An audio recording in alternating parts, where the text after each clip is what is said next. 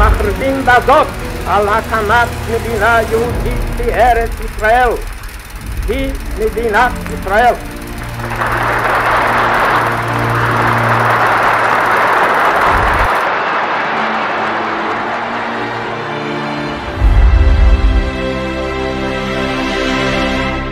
מדינת היהודים, הסיפור האמיתי מהקמתה ועד היום. בנימין זאב תיאודור הרצל, חוזה המדינה, מייסדה ומנהיגה הראשון של התנועה הציונית 1860 עד 1904. הרצל כותב ביומנו האישי בתאריך ה-24 בדצמבר 1896. מתוך כתבי הרצל, כרך ב', יומן א', עמוד 14. חפצתי לפתור את שאלת היהודים לכל הפחות באוסטריה, בעזרת הכנסייה הקתולית, ולהשיג על ידם רעיון אצל האפיפיור, על מנת להגיד לו, עזרו לנו מידי אנטישמים, ואני מחולל תנועה כבירה בין היהודים שיעברו לנצרות באופן גאה וחופשי.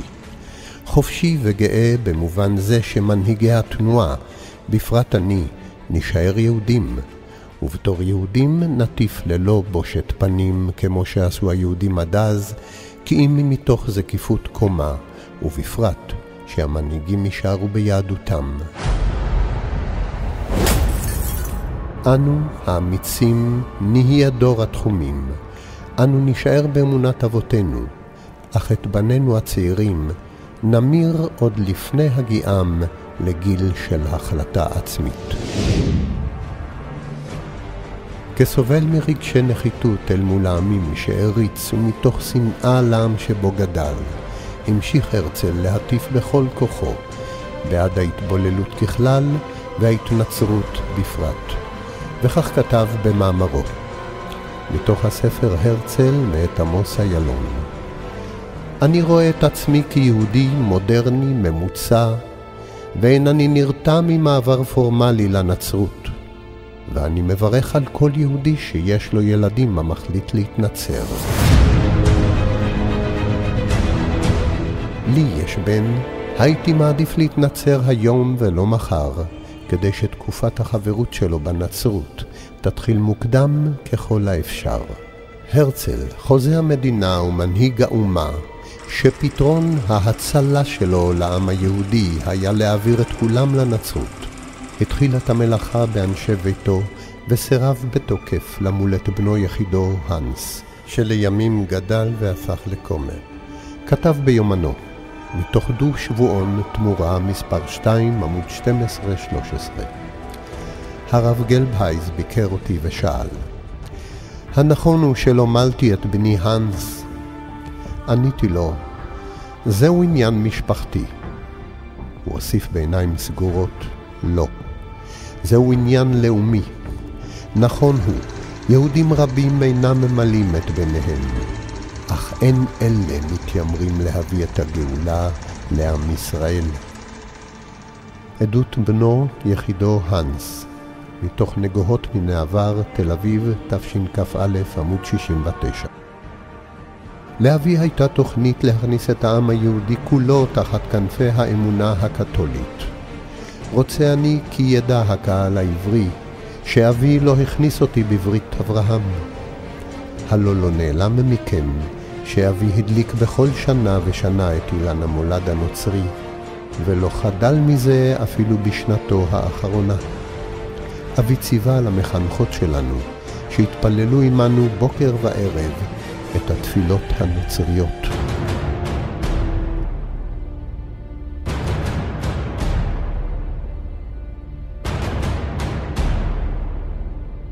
הרצל היה בז לכל מי שאינו היה נחשב בעיניו לתרבותי ונאור, כדוגמת המנהיגים הגויים שכה העריץ, עד שהגיע להפנים רעיונות אנטישמיים בליבו, וכן המשיך וכתב ביומנו, מתוך דו שבועון תמורה מספר 2 עמוד 12-13.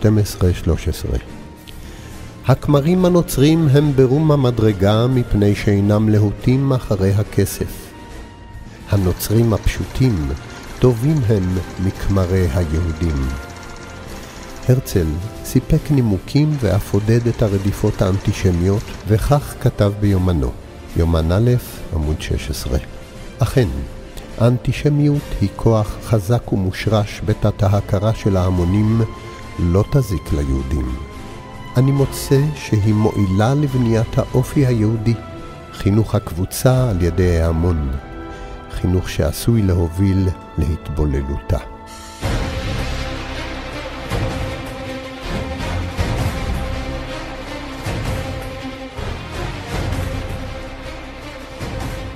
בפריז באתי ליחס חופשי יותר אל האנטישמיות, אך הילותי להבינה ולסלוח לה, מתוך יומנו האישי, יומן א', עמוד 6. רעיון מצוין בליבי למשוך אנטישמים ישרים ולעשותם למחסלי הרכוש היהודי. יומנו האישי, יומן א', עמוד 93. דוד בן גוריון, ראש הממשלה הראשון ושר הביטחון מראשי התנועה הציונית 1886 עד 1973.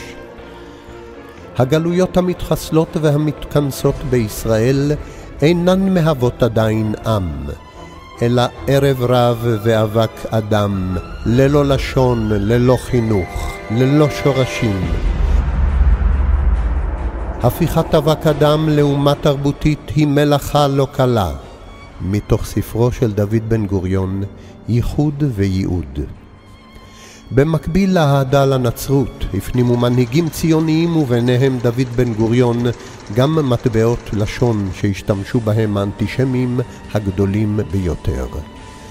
אפילו תוך הענקת צידוק לאנטישמיות. לא רשע ושחל של הגויים, אלא מעמדם המשונה שאינו הולם את מסגרת חייהם התקינים של אומות העולם, הוא בעוכרנו. והאנטישמיות, מה היא כנלין עליה? דברי דוד בן גוריון במערכה פרק ד' עמוד 212. כאשר עולה על הפרק אפשרות חד פעמית של הצלת 2,900 יהודים מהרציחות בשואה, שואל משה שרת את ראש הממשלה הראשון דוד בן גוריון, האם כדאי להיפגש לשם כך עם מקדונלד? בן גוריון משיב, עתידנו חשוב יותר מהצלת 2,900 יהודים. מתוך יומנו של משה שרת, ה-18 בנובמבר 1939.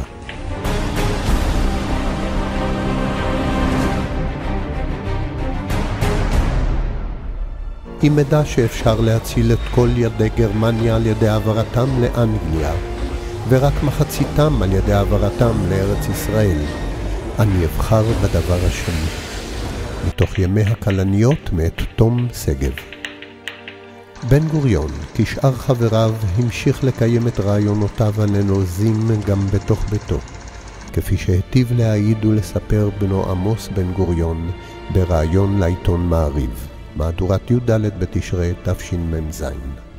כי כאשר החליט לשאת אישה נוצריה, ברכו אביו דוד בן גוריון, זה טוב לשבח את הגזע.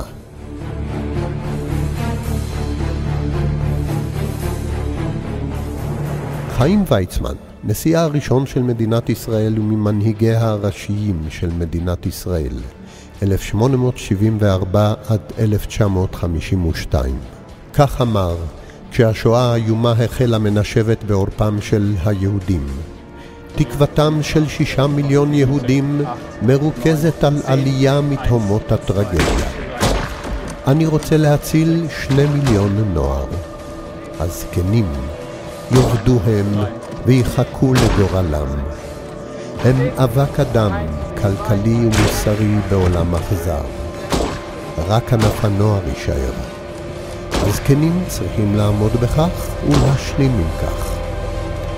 דבריו בקונגרס הציוני שנת תרצ"ז מתוך הספר אות קין עמוד 105. מישהו פתח את המקלט, 22 ביוני 1941. הרדיו הביא את החדשות. גרמניה פתחה בהתקפה על רוסיה. הגרמנים כבר חצו את הגבול. התבוננתי בוויצמן. עיניו היו אפלות. בחדר שררה דממה. כן, אמר, לבני עמנו שם, למיליונים מהם צפוי גורל היום ומבעית. הוא גחן קדימה והוסיף, בסופו של דבר, וזהו הדבר החשוב מכל, עתידה מלחמה זו להביא ברכה לאנגליה. האיש שהשמדת אחיו הייתה תפלה בעיניו וניצחונה של אנגליה העיקר, נמצא ראוי להיבחר כנשיאה הראשון של מדינת ישראל. מתוך ויצמן בונה ציון, הוצאת האוניברסיטה העברית בעריכת מאיר וייסגל, מזכירו של ויצמן.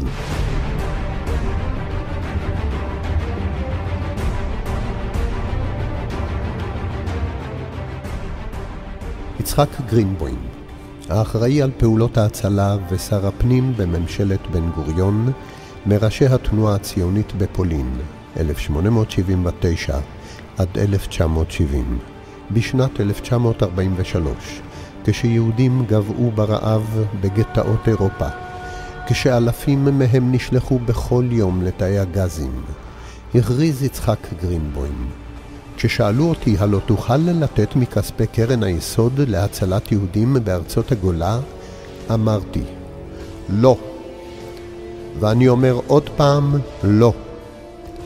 צריך לעמוד בפני גל זה הדוחה את הפעולות הציוניות לשורה השנייה. מתוך ספרו בימי חורבן השואה.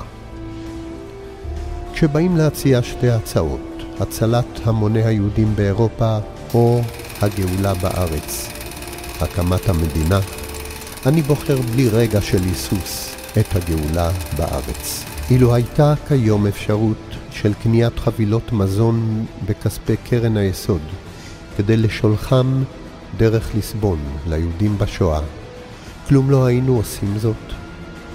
לא ולא, הציונות היא למעלה מהכל. מתוך נאומו בשנת תש"ג בתל אביב על נושא גולה וגאולה.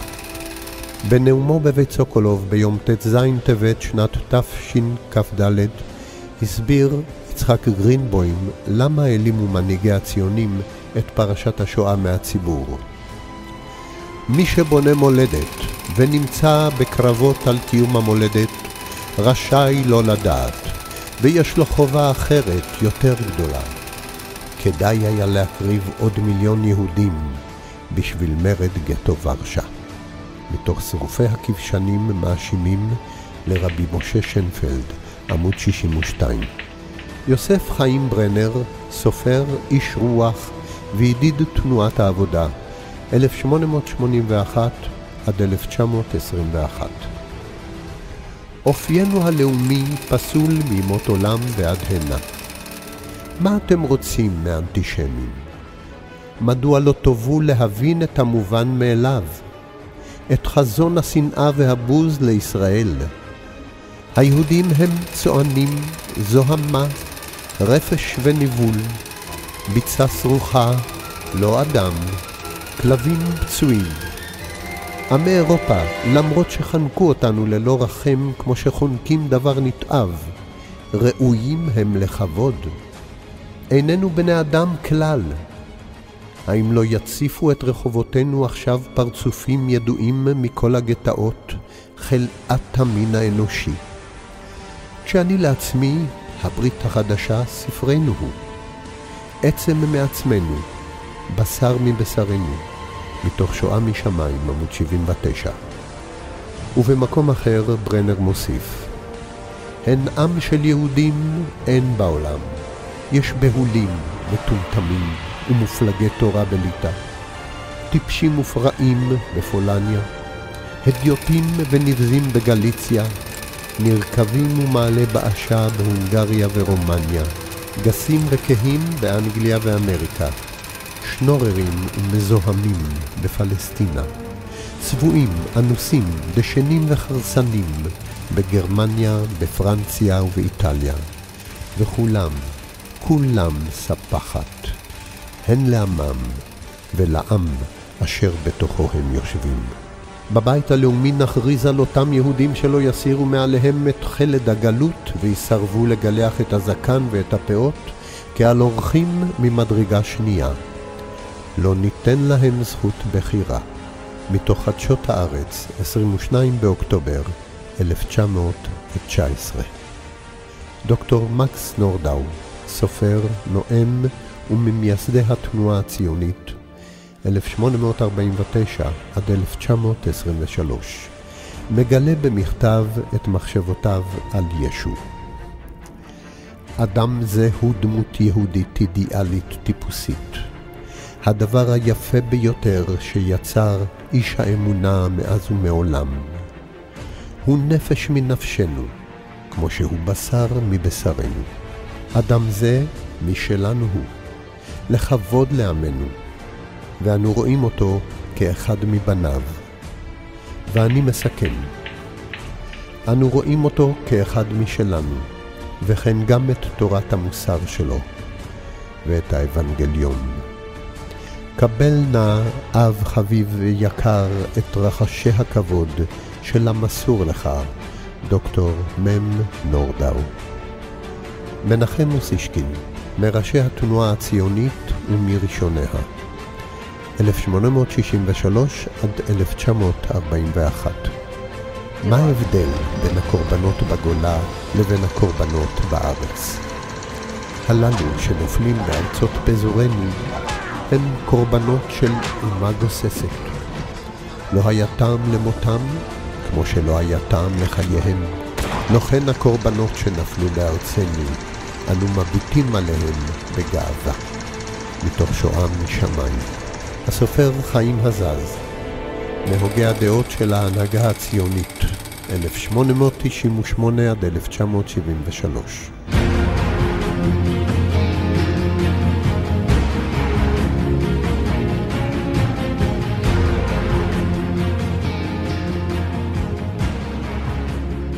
אין הציונות והיהדות דבר אחד, אלא שני דברים השונים זה מזה. בוודאי שני דברים הסותרים זה את זה. כשאדם אינו יכול להיות יהודי, הוא נעשה ציוני. הציונות מתחילה ממקום הריסת היהדות, ממקום שתש כוחו של העם. דבר אחד ברור, הציונות לא המשך, לא רפואה למכה, היא עקירה והריסה. אדרבה, היא מסיחה את דעתה מן העם, מתנגדת לו, הולכת נגד רצונו ורוחו, חותרת תחתיו ועוקרת אותו, ופורשת ממנו לדרך אחרת, למטרה רחוקה ומסוימת. היא וקומץ אנשים בראשה, גרעין של עם אחר. בבקשה לשים לב, לא חדש ולא מחודש, אלא אחר. מי שאינו סבור כך, או שהוא טועה, או שהוא מרמה את עצמו. מתוך מוסף הארץ, אלול תש"ג, 1943. ועוד כהנה וכהנה, אוסף גדול ומרשיע של ביטויים קיצוניים מאוד, של מנהיגים ציוניים שונים. ניתן גם למצוא בספר נרתק את השלשלת של הסופר א' קריב. אלו היו ראשי האומה ומקימי המדינה האנטישמים. לצערנו הרב, את המידע הזה על הערב רב הציוני לא מגלים לציבור, לא בבתי הספר ולא בתיכונים, לא בגימנסיות ולא באוניברסיטאות. ואדרבה, מנשאים ומשבחים את שמם ומחנכים ללכת בדרכם בהרצה גלויה. בזמן שההיסטוריה משוכתבת כרצון השליטים, בזמן שההיסטוריה נלמדת כרצון המחנכים, בזמן שהעם עוד סובל בעינוי הגלות, איך יכולים הם לאבד התרבות בקלות? כה קשה לקבל שמקימי המדינה הם אלו ששתלו את הארץ לחורבנה. ואילולא כתבו הם הדברים בעצמם, לא ניתן היה לשערם לעולם.